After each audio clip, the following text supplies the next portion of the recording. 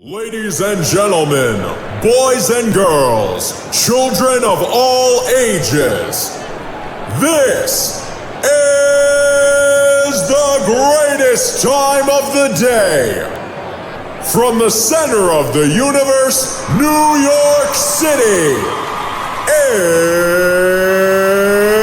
it's the main event you've been waiting for. It's time to go in the cage with Cyclone.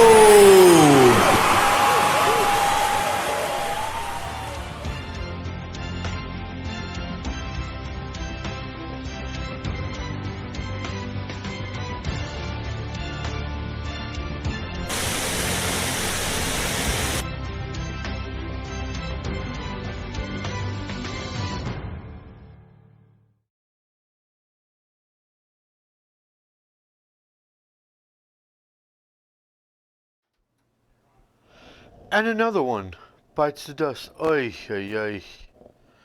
My childhood is gone.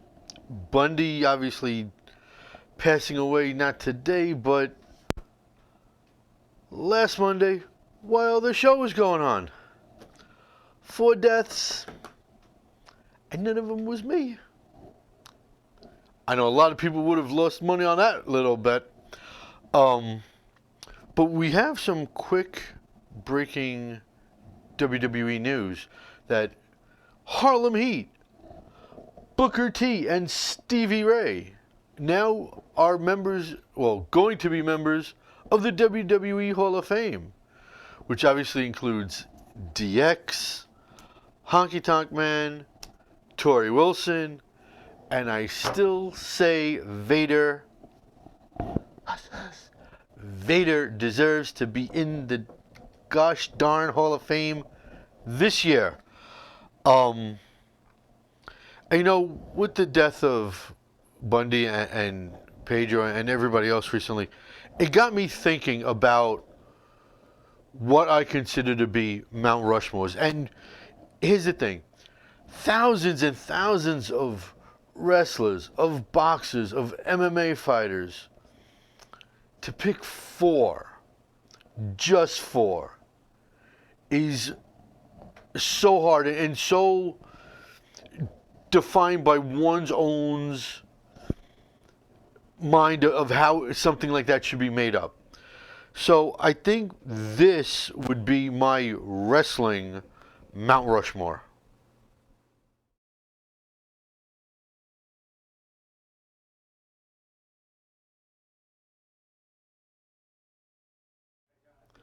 Obviously, you got to put in Ric Flair. Ric Flair's the man. Hogan for everything he's done. Andre, because he's Andre. And my 4th member, kind of controversial, I'm not going to go with Vader. I'm not going to go with Bigelow. I'm not going with Taker or Austin. My 4th pick, The Rock. Look, I just think that Dwayne has done so much more. His overall resume is better than Austin's. Is it better than Taker's? Probably not. Taker, 20 years of dominance. Something about it, I just got to put Dwayne Johnson in. So that is my wrestling Mount Rushmore. I know I'm going to catch a lot of heat from it, especially from Brian Horan, Rudy Asher, Bernard Joseph Green. They're probably all going to chew me out about it, since they're the big wrestling fans around here. C'est la vie. That's the way it goes. My show, my picks. Nanner. I'm going to just point out a couple things about Fastlane from last night. That's right. Shay, I don't even think I should do the woos, because honestly, I'd rather see a crowd in an arena do the wave than do the woos, because nobody except Ric Flair deserves to woo. So, woo-hoo. Anyways, forgetting for a second that Ronda is now turning heel, which, by the way, Ronda actually is a better heel than a face, but her shooting that wrestling's fake, one word. Duh. Whether she's going rogue or not, I don't really give a darn, but here's the truth about something. The Miz coming out in Cleveland Browns colors, that's a work. That is a work. I personally know that The Miz happens to be a Seattle Seahawks fan. I know that because a couple years ago for the SiriusXM NFL draft party, I got to talk to The Miz about it. The Miz happens to be a Seahawks fan. So this poop that he's coming out in Cleveland Browns colors, no, it's not going to fly with me because I know the truth, Miz. You're a Hawks fan. You're one of the proud 12. Don't hide it. Which, by the way, so is Daniel Bryan. Obviously coming from, Washington. But I think the overall card I give a solid B+ to. There was some good. There was some not so good. And one thing that I think I'm the only person that it bothers, there are too many outside the ring spots. Look, can everything be done inside the ring? No. But every match, it's just too much. It's overkill. And it doesn't make sense for a storyline to have every single match 3, 4, 5, 6, and 7 spots outside the ring. It just doesn't make sense. It really doesn't. That's one thing that bothers me still to this day as far as WWE writing is concerned. I think I have a confession to make, and that's about Asuka. I'm starting to like her, and I don't know if it's because she's truly talented or because of her hair being the color of cotton candy, and I'm fat and I like to eat cotton candy. I just don't know. But I'm starting to really, really like what she brings to the ring. I think Nia Jax once again proved that she is as stiff as a board. She's going to kill somebody if she doesn't go back to get more training and more seasoning. But I applaud the WWE for having someone like Nia Jax, a woman that's not petite, that's not a size 0, that's not a size 2. She's a bigger girl and a bigger woman. And I think the perfect way to book her from here on out after WrestleMania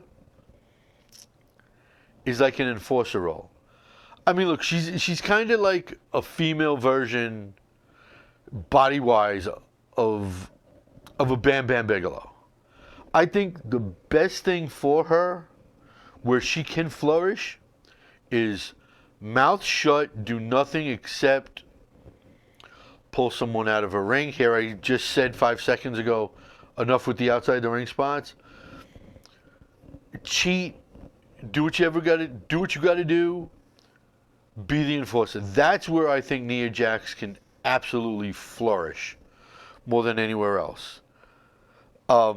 As far as this Ronda, Charlotte, and Becky Lynch storyline is concerned, here's the thing. They don't really need Ronda. Becky and Charlotte is a super, super, super matchup.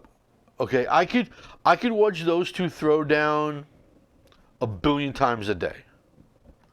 Seriously, I could. Billion with a B. I would watch it on a loop nonstop. They don't need Ronda.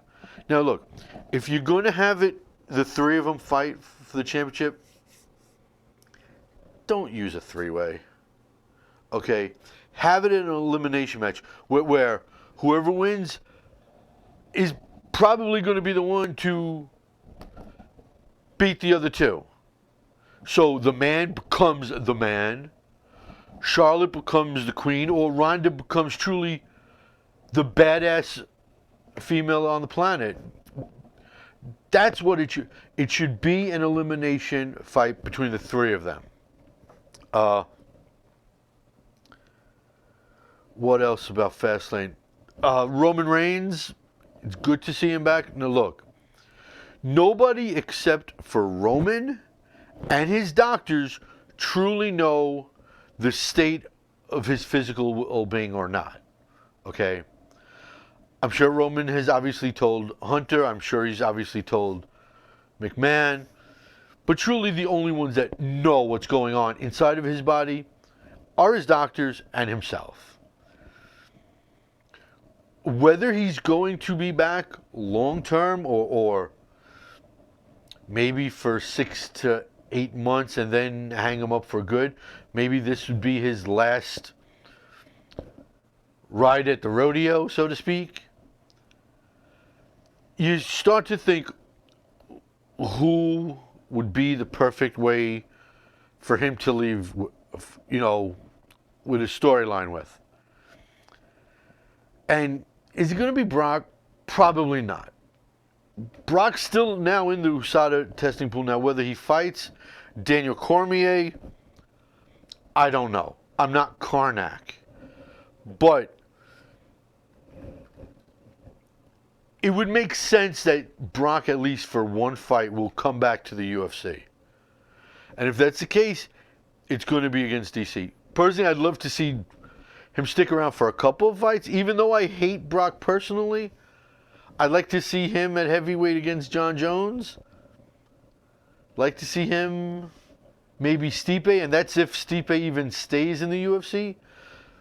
I know that Stipe is getting pissed off. Maybe he leaves for Bellator. Probably not one championship now that he has a new baby. Probably not going to want to travel around the planet as much. I think what Roman Reigns finishes his career with, for good this time, is Drew McIntyre. It makes sense. He's fought just about everybody. You know, and the one good storyline left, I think, and maybe you think too, I don't know, hit me up on the Facebook feed. Let me know if you agree with me. I think Drew McIntyre and Roman would be a perfect send-off for him. And then let him go, you know, right off in the sunset, spend time with the family. Because, look, you could be clear of leukemia one day and it comes back the very next day. You never know. So, let him spend the rest of his life greener pastures on a, you know, beach chair with like a margarita in his hand or whatever else he drinks in his hand. I think that's what would be best, you know? So now that we got the wrestling out of the way, what I want all of you guys to do is click share. It's really simple. All you do is go on the share button. It's simple. You don't need a hand, you don't need a fist, just one finger. Hit share. Check out CycloneComedy.com. A bunch of stuff coming up, including my return to stand-up. Check out CYCIEprodz on Facebook. Prodz. Effective Aggression. The best site ever for some great clothing. And some super sweet signed gloves. And by the way, there's going to be some more gloves coming in stock on effectiveaggression.com in the next couple of days. But that's what we call in the business a tease right there. So, we got lots to talk about MMA. But when we come back, we're going to be talking the sweet science. Boxing! Right after this. This is Frank Edgar. This is the Barbarian Tim Bosch. I'm World Series of Fighting undefeated lightweight champion Justin Gaethje. MMA legend, UFC Hall of Famer, Iceman. Check it out. If you got the guts, step in the cage with Cyclone. All right, let's break down some boxing, all right? Let's start with Shawn Porter. Shawn Porter, being the defending WBC welterweight champion of the world, taking on Yordenis Ugas. Look, Shawn Porter is I don't know if I could call him great. He is an outstanding boxer. That's what I can say about him. He's really, really, really, really, really, really good. I wouldn't put him that super level. First of all, he misses weight, has to come back and misses weight again. They scramble to find scissors, they cut his dreads, and then he just clears weight with, I think, 4 seconds left before he would have lost his title on the scale. We talk about missing weight cuts in MMA, especially the UFC, all the time. I'll cut him some slack because this is not an ongoing situation with him. This is an anomaly. So, okay, you miss weight, we cut your hair, and you make weight. The way you fought, the way he fought against Ugas, look, if he fought like that against anyone else, against a Danny Jacobs, against an Errol Spence, against anybody else in the welterweight division, he'd get smoked. He did barely just enough. And to win a split decision, that just shows you. Now, look, I get it. You know, judging can be skewed. It's sometimes controversial. No, not really this time. 50-51 one way, 50-51 the other way, give or take. Look, he is still, for what it's worth, the defending WBC welterweight champion. Calls out Errol Spence Jr. Errol is the best welterweight in the division. Period. Hands down, Errol Spence. As a matter of fact, up this coming Saturday night in Texas Stadium, AT&T Stadium in Dallas, Texas, in his hometown, takes on Mikey Garcia. Mikey coming up 2 classes. Now look, it's going to be a great fight. Like Floyd once said, someone's O has got to go. Look, Mikey Garcia, I keep calling him Mickey. Mikey Garcia is 39-0. He's one of the best fighters, pound for pound, today. One of the best. I'll give you credit. You're stepping up against a bigger, better fighter in Errol Spence. As far as I'm concerned, in wrestling, MMA, boxing, badminton, tic-tac-toe, hangman, I don't care what it is. A good little man, 9 times out of 10, will always lose to a good big man. And that's what happens this time around.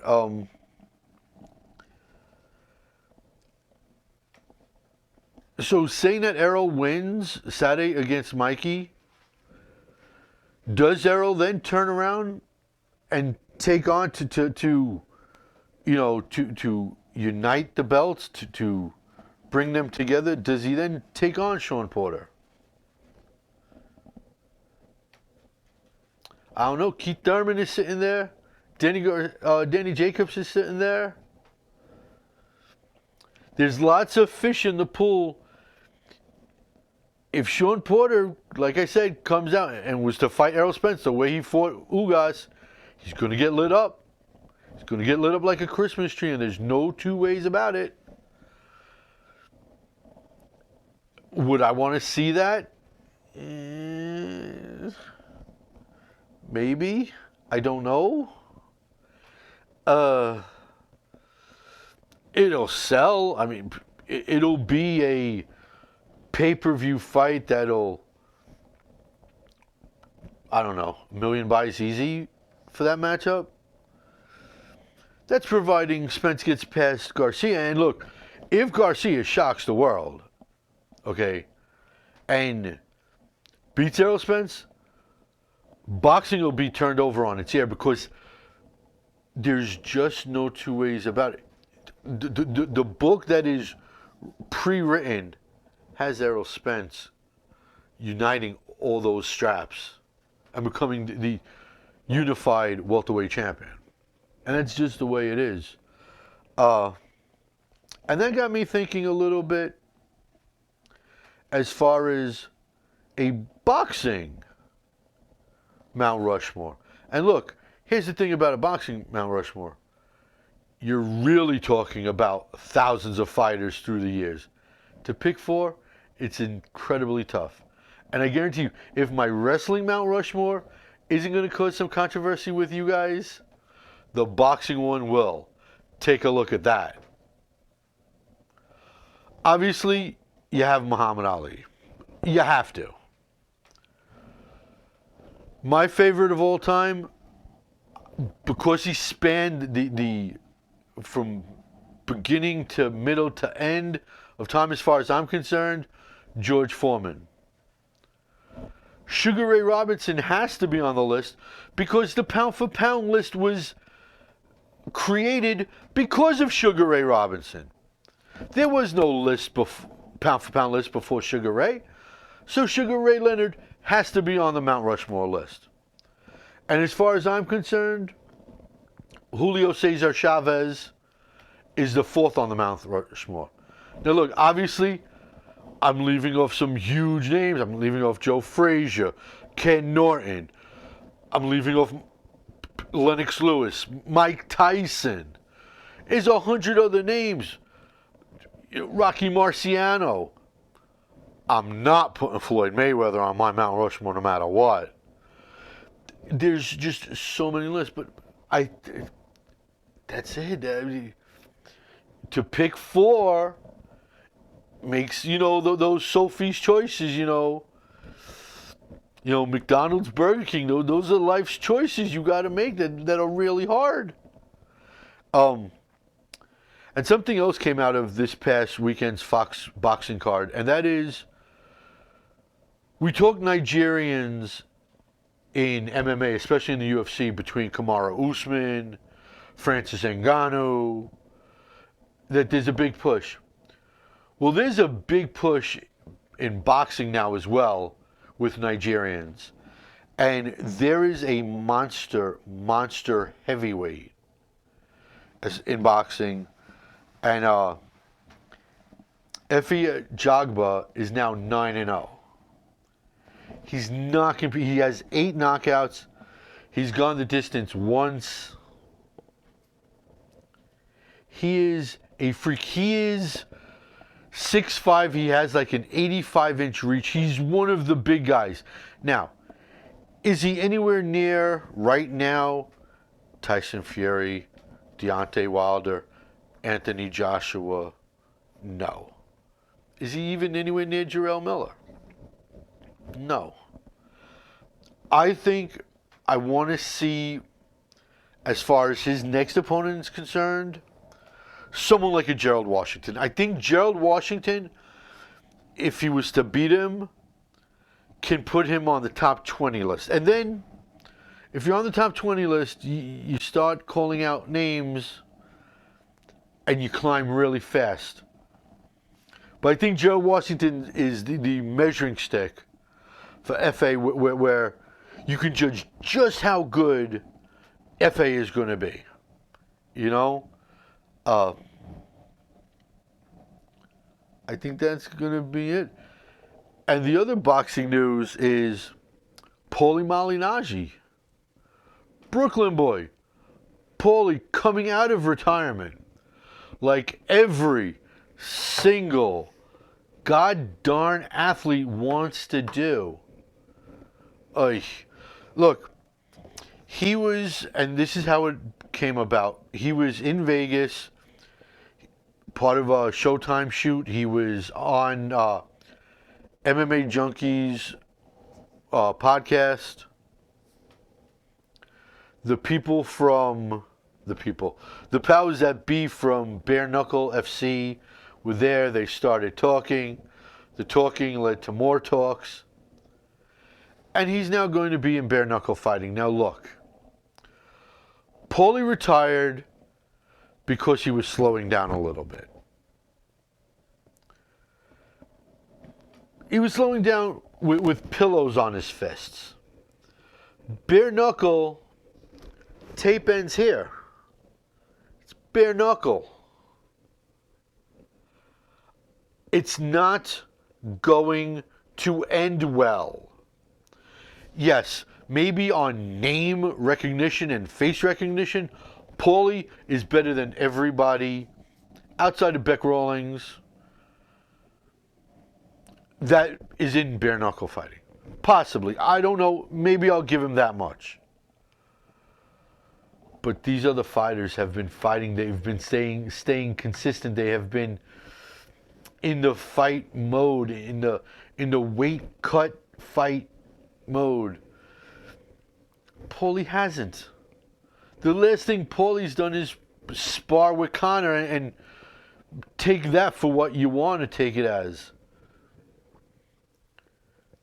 It's not going to end well. And it's the one thing, as someone that's not a fighter, that someone as a journalist, I want to smack athletes around when they want to come back. I get it. You always think that there's just one more. Sometimes, no, there isn't one more. Sometimes, that's it. And I think that's it for Paulie. And like I said, Paulie's going to get hurt, and I feel for him.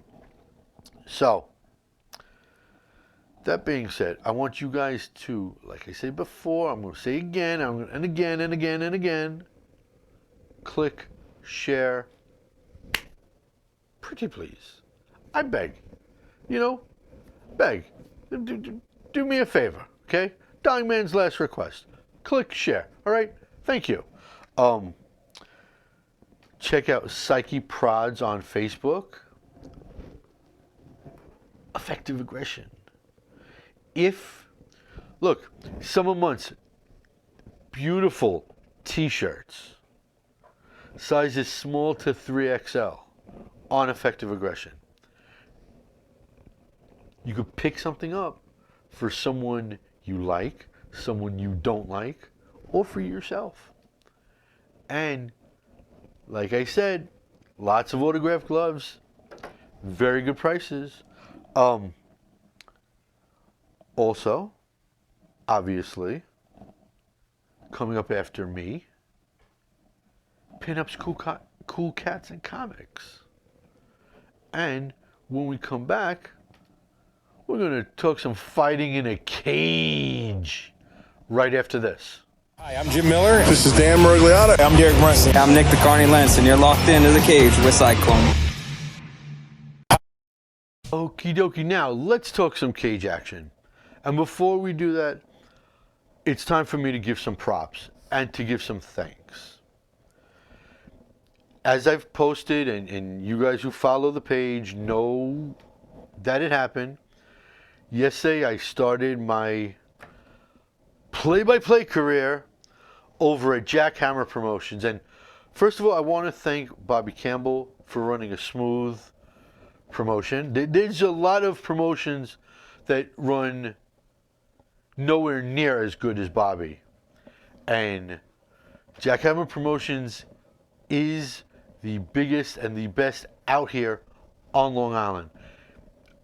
Arguably, very possibly, I could say, the best in New York State.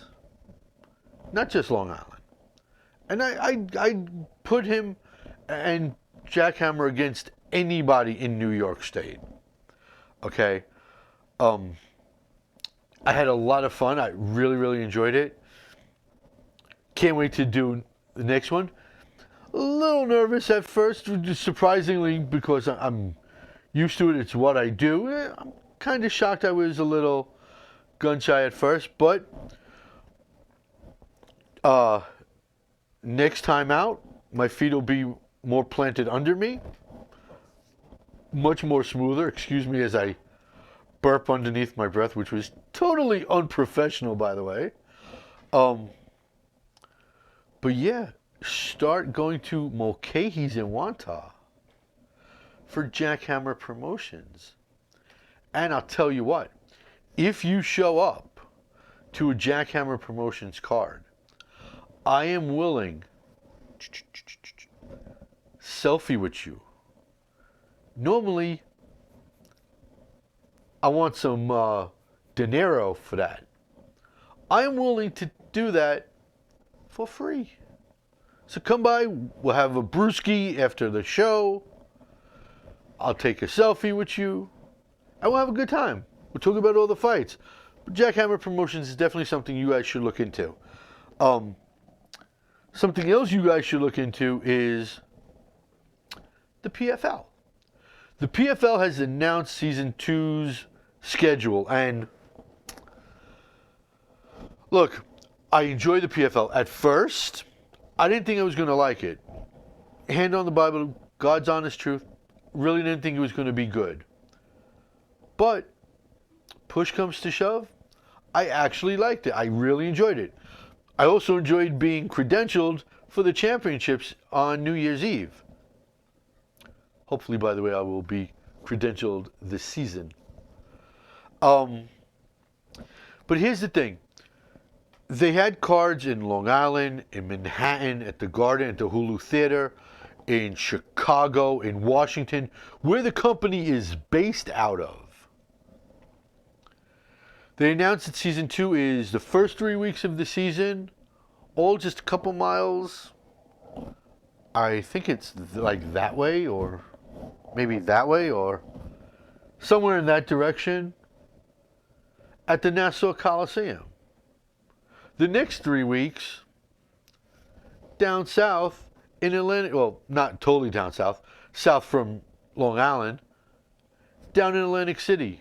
Those are your 6 regular season weeks, and I don't know why, and I don't understand why they would cut off the Garden, Washington, where they're based out of, for Christ's sake, and Chicago. I don't understand why. I don't think it could be like the venues weren't available, because there's 6 weeks of a regular season. They could have flip-flopped things around. I'm not really sure why. It hasn't come out. If I get credentialed, I can assure you I will be asking Ray Sefo that very question of why only using 2 venues.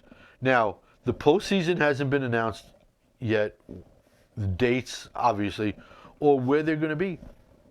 Maybe that's where they're going to put the other events. I don't know. Maybe they'll split it, Washington and Chicago, that. But once again, on December 31st, New Year's Eve, which I believe is a Tuesday this time around, will be at the Hulu Theater at Madison Square Garden. So, we'll see. Now, going back to Jackhammer for a minute, it was a kid show. And first of all, these kids some of them are more jacked than 25, 26-year-old guys. Okay? I was really impressed by all their talent.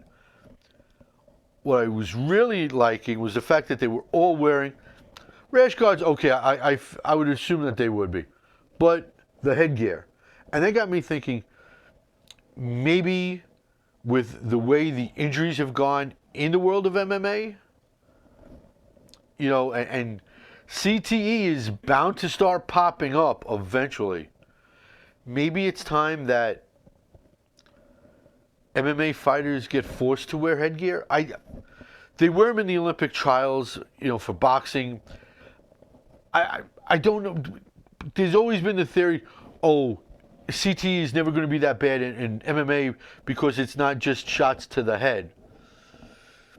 Those that do, even if it's one person coming down with CTE, that's one too many as far as I'm concerned. Wanderlei Silva has symptoms. Mark Hunt, symptoms. I don't know if that's what helped lead to Mirko Cro Cop's, you know, having a stroke and being forced to retire. BJ Penn, who's coming back for, God, I don't know why.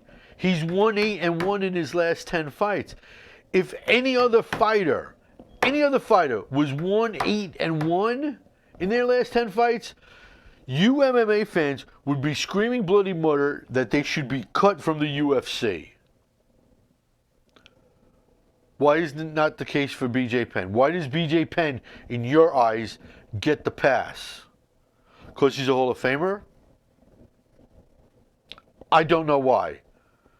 But at this point in BJ's career, BJ is looking to come out of the cage in a body bag. And that might just happen with Clay Guida, because even though Clay is like a gatekeeper in the division, the fact of the matter is, he's going to run right through BJ Penn. There's no denying that fact.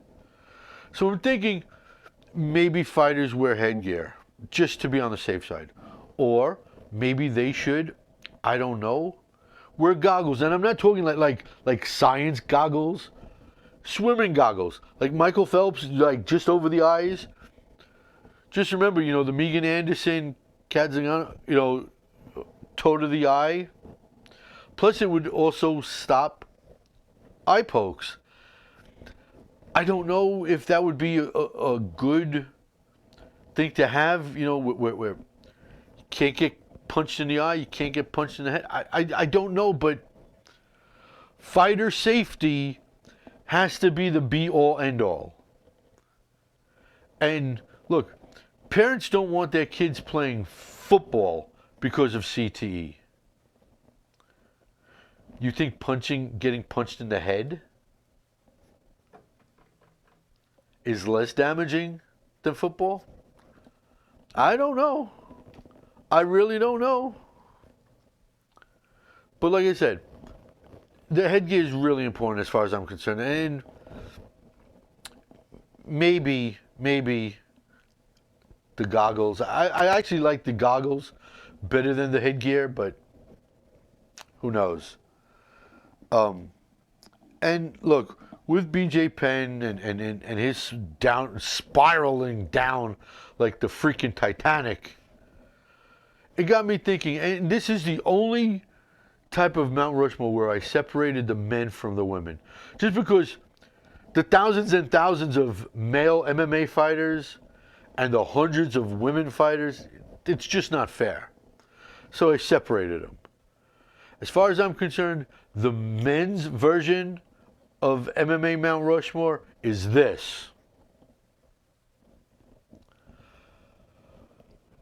Look, I put 3 heavyweights on there and a middleweight, welterweight. Okay? Fedor, as far as I'm concerned, just because of the gunslinging he did and pride, and same thing with Mirko Cro Cop. The two of them crushed over countless organizations for just about everybody on the planet. As a matter of fact, Mirko not only fought MMA, but kickboxing and glory. You know, his left leg kick put you in the hospital. The right one would put you in the grave. Daniel Cormier, hands down, he has to be on the Mount Rushmore. He's one of the best ever. I don't believe John Jones is there because once you take a PED, as far as I'm concerned, you are ineligible. Now, true, Mirko, Fedor, there's question marks on. For the moment, I will say neither one took anything. I very well could be wrong. And if I'm wrong, this Mount Rushmore right here becomes null and void. And I think GSP, out of everybody that's not a heavyweight, is one of the best to ever walk the planet. Now, the women, I took a much different take, and here's as far as the women are concerned. Obviously, for what she has meant to the sport, blowing it up, Ronda Rousey. And that's taking my personal feelings out because you all know I hate Ronda Rousey. Chris Cyborg, an absolute physical beast, okay, has to be on the Mount Rushmore. Amanda Nunes, who took the two of them out, has to be on the list because if you take out half of the Mount Rushmore, guess what? You have to be on the Mount Rushmore yourself. And I could have gone Misha Tate. I could have gone a bunch of different directions, but I went Megumi Fuji only because Megumi is what you call an OG, okay? She is truly an old gangster, okay? She was doing MMA on the women's side when there were no women, okay? That's why, as far as I'm concerned, and had something like 80-something fights in a career that she just recently retired from. She's a monster, and she deserves to be it. You know, knowledge needs to be given about her. You know, she needs to be followed. The masses need to know about her. So that's why, as far as I'm concerned, she rounds out the female MMA Mount Rushmore.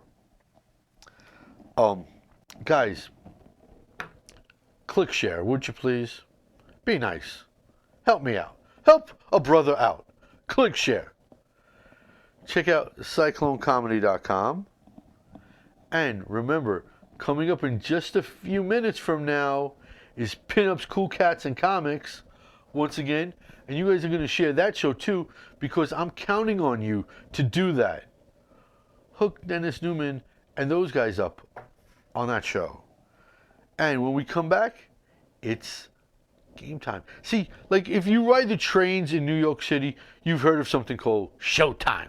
Well, when we come back, we got game time right after this.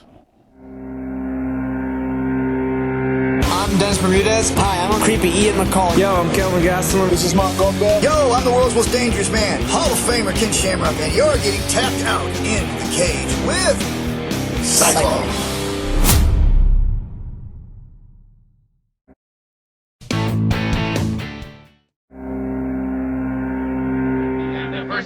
Happy anniversary, happy anniversary, happy anniversary. Okie dokie. So, obviously we're going to start with On This Day in MMA History. And a lot of Brazil. A lot of Brazil today. Fight Night 106 happened today in MMA history. Obviously, I just said a bunch of Brazil stuff. And it happened down in Brazil.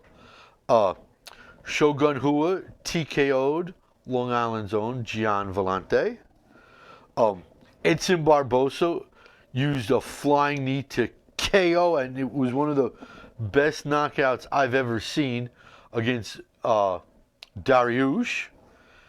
And obviously Kevin Gastelum headlined against Vitor Belfort, which became a no contest after Failed drug tests once again. People popping. Stop taking PEDs, please, people. Anyways, to continue the Brazil thing on this day, a couple Brazilians celebrating birthdays. Renzo Gracie, everyone's favorite Brazilian, Renzo Gracie, is 52 today. Rodrigo, lost my tongue there for a second. Rodrigo Gracie turns 44. Who else's birthday? Oh yeah, Livia Souza turns 28, and turning 30 is Magomed Mutsayev. That's what happened in today's date in MMA history. Now, for everybody's truly favorite part of the show, the raffle.